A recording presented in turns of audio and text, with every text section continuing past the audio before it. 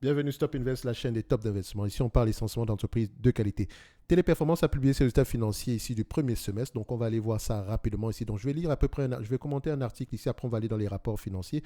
Et j'ai également écouté le conference call et après je vais vous dire à peu près ce que j'ai compris de tout ceci et qu'est-ce qu'il y a lieu de faire en date d'aujourd'hui, enfin selon moi, ok?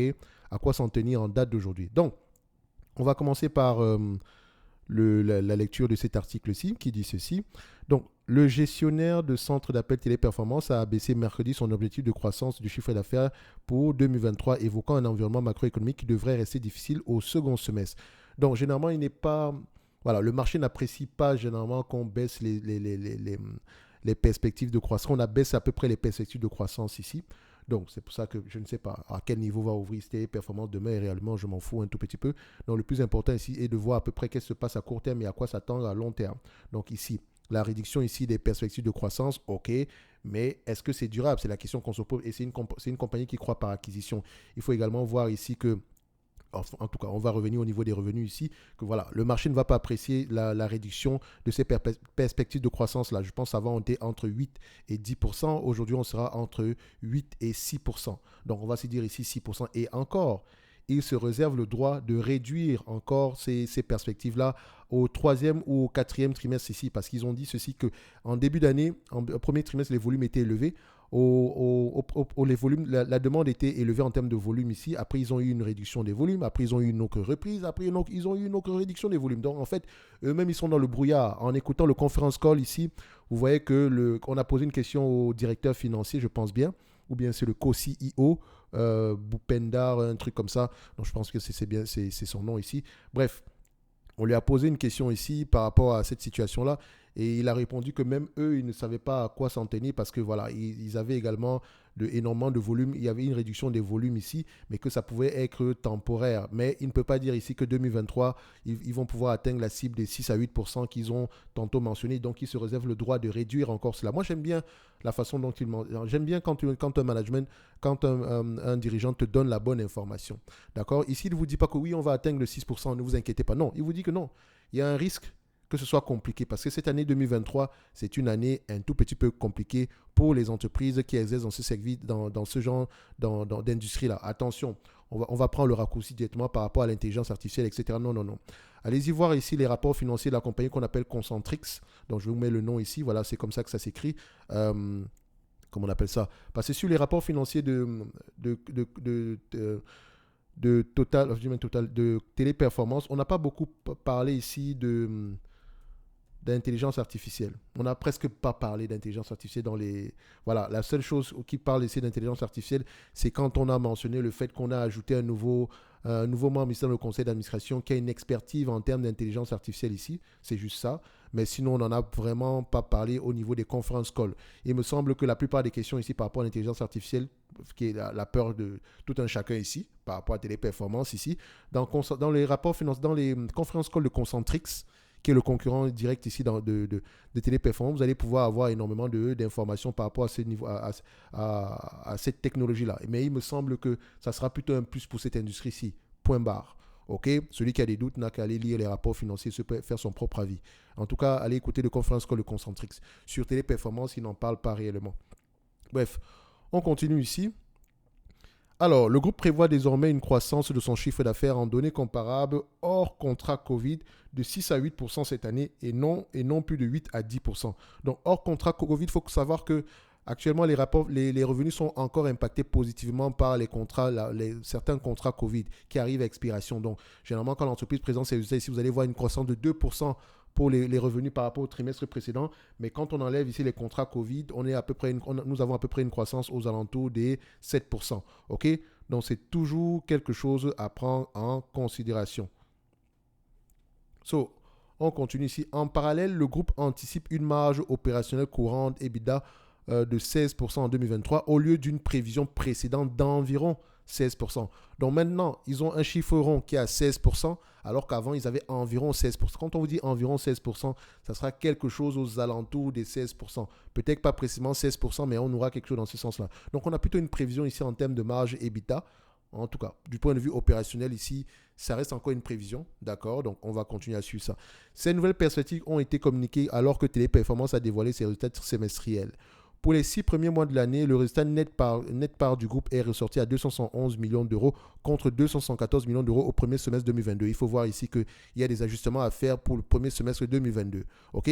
Donc, le résultat opérationnel courant EBITDA a atteint 577 millions d'euros, soit une hausse de 1,9% sur un an. Le taux de marge s'est établi à 14,6% contre 14,3% lors du premier semestre 2022. Donc, le chiffre d'affaires de Téléperformance a atteint 3,96 milliards d'euros en très légère hausse de 0,4% en données publiées. En données comparables et hors impact des contrats d'assistance Covid, le chiffre d'affaires a cru de 7%. Par ailleurs, Téléperformance a indiqué que le processus d'acquisition de la société luxembourgeoise Majorel était en bonne voie et que sa revue par les autorités de la concurrence devrait se terminer au cours du dernier trimestre 2023. Donc on pense que d'ici le premier trimestre 2024, on aura à peu près la consolidation avec des revenus ici de Majorel.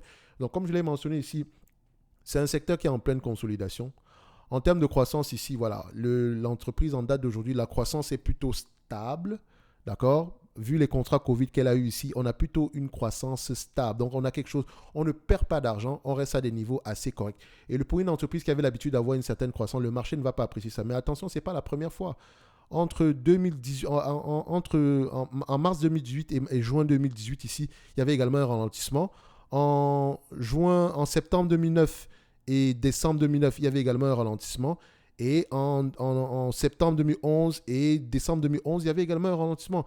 Donc, ce n'est pas un fait exceptionnel. Oh, la croissance est terminée. Non. Ici, comme je l'ai toujours mentionné, comme je le dis toujours, le marché est énorme. D'accord? Et Téléperformance est leader avec moins de 10% de ce marché-là. Donc, il y a de grandes chances que la croissance future continue. OK? Mais la croissance ici sera essentiellement par acquisition. Donc, quand on regarde à peu près, bon, par rapport à l'écoute des conférences call ici, je vous dirais, voilà, ce que je retiens ici, c'est qu'on n'est pas très certain de maintenir ces perspectives de croissance-là. Donc, il devrait même s'attendre, au mieux, on aura à peu près le même niveau de revenus qu'en 2022 et ça ne sera plus grave que ça. Comme je le dis toujours ici, le plus important ici, c'est est-ce que l'entreprise peut rapporter à peu près ce niveau de bénéfices-là dans le futur. Et c'est ça le plus important pour moi. En date d'aujourd'hui, elle a rapporté à peu près 4,59 dollars ici par action. Techniquement, le cash flow disponible a diminué, mais attention, le cash flow de 2022 est impacté positivement par différents éléments. Je vous laisse aller voir le petit 1 ici. Donc, dans l'ensemble, moi, je dirais, ils le mentionnent même ici parce qu'ils disent au cours du premier semestre, des contrats importants ont été signés plus tardivement que prévu en raison de l'attentisme de certains clients, notamment dans le secteur des services financiers aux États-Unis au printemps dernier. Ces nouveaux contrats devraient davantage contribuer à la croissance du groupe au second semestre dans un environnement qui reste néanmoins volatile. Il faut faire attention aux termes qu'on utilise généralement. On vous dit ici, vous aurez l'impression qu'on s'attend à une croissance au second semestre. Mais quand vous écoutez le conference call, parce que comme je dis toujours, les éléments il faut toujours les prendre ensemble. Ici, vous vous rendez compte que quand on leur pose la question, oui, là, en termes de croissance, quelle est la probabilité que ça se réalise, même que ce soit au niveau de votre fourchette basse ici, même à ce niveau-là, le co-CEO ici n'a pas d'avis, voilà, il ne donne pas d'informations claires. Donc lui-même, il est encore dans le flou. Et ce n'est pas plus grave que ça. C'est toujours bien d'être assez prudent ici. Parce qu'il dit qu'il ne va pas il ne va pas s'engager dans un... enfin, il ne va pas s'engager à faire des prévisions ou bien enfin, ils ont déjà fait des prévisions, mais à donner des certitudes par rapport à X et Y. Donc, ils disent que présentement, il y a de bonnes chances qu'ils atteignent ces objectifs-là, mais qu'ils se réservent également le droit de les réduire. Et essentiellement, ici, le marché va avoir tendance à regarder à court terme. Regardez le long terme, regardez le tableau dans son ensemble, regardez le big picture, comme on dit souvent. Donc, est-ce que vous pensez que cette compagnie va disparaître? Moi, je continue à dire non. OK, je continue à dire non. Et je continue à dire non parce que l'intelligence artificielle générative ou bien voilà, aura plutôt un avantage. Ça sera plutôt un avantage pour cette compagnie-ci. Ça sera peut-être même un nouveau marché. Mais également ici, il mentionne également, vous allez voir que vous allez souvent avoir tendance à trouver ce terme-ci, le offshoring. Donc quand il parle d'offshoring ici, voilà, c'est par exemple, si s'ils ont des contrats aux États-Unis, par exemple, ici, les entreprises américaines auront tendance ici à favoriser le offshoring, donc c'est-à-dire à déléguer le service à la clientèle en dehors des États-Unis ici, tout simplement parce que le coût du travail est très peu élevé, parce qu'il faut dire la vérité, le coût du travail est très peu élevé, Mais également, les volumes, en termes de contrats ici, les contrats ne sont pas énormes, mais les marges sont plus élevées. Donc, ça peut s'annuler également. Donc, il faut voir ici qu'ils ont généralement beaucoup de questions dans le onshoring ou offshoring. Parce que quand c'est onshore, les volumes sont élevés, mais les marges sont moins élevées. Quand c'est offshore, les volumes sont moins élevés, mais les marges sont plus élevées. Donc, les deux peuvent s'annuler en perspective ici. Ils mentionnent également qu'en Colombie, ils ont trouvé une solution avec les syndicats, blablabla. Je vous laisse aller voir ça ici. Il y a beaucoup de variations ici en termes de taux de change, etc. Mais voilà, ça fait partie du day-to-day de cette compagnie ici parce qu'elle opère sur plusieurs territoires ici dans le monde. Donc voilà, il y aura toujours un problème ici avec les monnaies, mais ce n'est pas plus grave que ça. Est-ce qu'elle a un pricing power? Est-ce qu'elle arrive à maintenir ses marges ici? Pour le moment, les marges sont stables. Donc, le pire qu'on attend, voilà, selon le marché anticipait quelque chose de, enfin, une situation pire que ce qu'on a présentement ici aujourd'hui. Ce n'est juste pas le cas. Moi, je dirais que les résultats actuels sont juste corrects. Mais le flou, on est encore dans le flou. Donc, je pense que dans cette industrie-ci, en date d'aujourd'hui, il y a également beaucoup de flou. Donc, ça ne veut pas dire, comme je dis ici, quand je parle de flou, c'est par rapport à la croissance. C'est pas par rapport ici à la pérennité du business en lui-même. Parce que je pense que le business ici il y a encore de beaux... Téléperformance a encore de beaux jours devant elle ici. Donc, en tout cas, ça, ce n'est que mon avis. Je vous encourage également à vous faire votre propre avis, aller lire les rapports financiers, regarder à peu près que dit le concurrent par rapport à l'intelligence artificielle, etc. OK? Donc, en termes de valorisation ici, je resterai sur le même avis que j'ai eu la dernière fois par rapport à Téléperformance. Je pense qu'on a déjà fait une vidéo ici sur Téléperformance. Donc, Téléperformance... Ouais, on a eu plusieurs vidéos d'évaluation. Hein. Donc, on va rester à peu près peut-être même sur l'avis du 26 du mois d'avril ici. Je ne vais pas le changer ici parce que c'est un business en lui-même qui reste à peu près. Les perspectives d'avenir sont toujours assez stables. Actuellement, il se paye à 10 fois les bénéfices par rapport aux bénéfices nets de 2000. Je ne prends même pas en considération la dette ici. Par rapport aux bénéfices nets ici de 2024. OK, oui, c'est ça, 2024 ici. Elle se paye à 10 fois les bénéfices. Est-ce que vous pensez que c'est surpayé? Non. Et le marché s'attend ici à une certaine croissance de ces bénéfices-là dans les années à venir. Tant mieux. On n'est qu'à 10 fois les bénéfices. Hein. On peut racheter les actions. Le cash qu'on aura ici, on va peut-être une partie, on va repayer la dette. On va faire d'autres acquisitions parce que les acquisitions, il y en aura également. Une fois qu'elle va digérer l'acquisition de Majorel ici, elle va s'engager à faire l'acquisition d'autres entités ici. Donc, moi, je continue à dire que Téléperformance est sous-évaluée ici aujourd'hui. L'argument, voilà, à un moment donné, quand la croissance commence à ralentir, vous allez voir ce genre de variation. La question qu'il faut se poser, il ne faut pas regarder le prix de l'action. Il faut regarder la valeur de l'action. La valeur ici, pour à peu près avoir un avis sur la valeur, il faut déjà comprendre l'industrie dans laquelle opère cette compagnie-là. OK? Donc, allez-y, regardez comment ça se passe. Regardez chez les concurrents. En tout cas, moi, mon avis reste ici positif.